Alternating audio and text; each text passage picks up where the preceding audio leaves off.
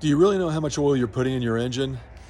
This 10th generation F-150 with the 5.42 valve engine calls for 6 quarts, but when I'm looking at the dipstick and it says I need to add a quart, is it really requiring a quart of oil?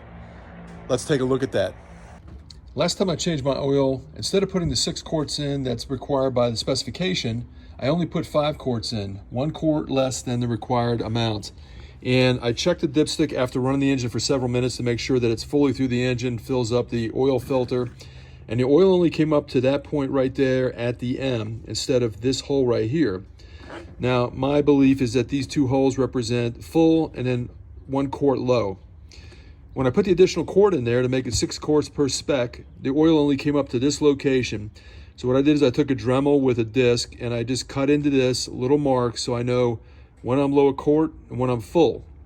You're not going to hurt your engine running it with 1 quart low. A lot of people run it with a lot less than that. But this is a good way to make sure that you're only putting the required amount in.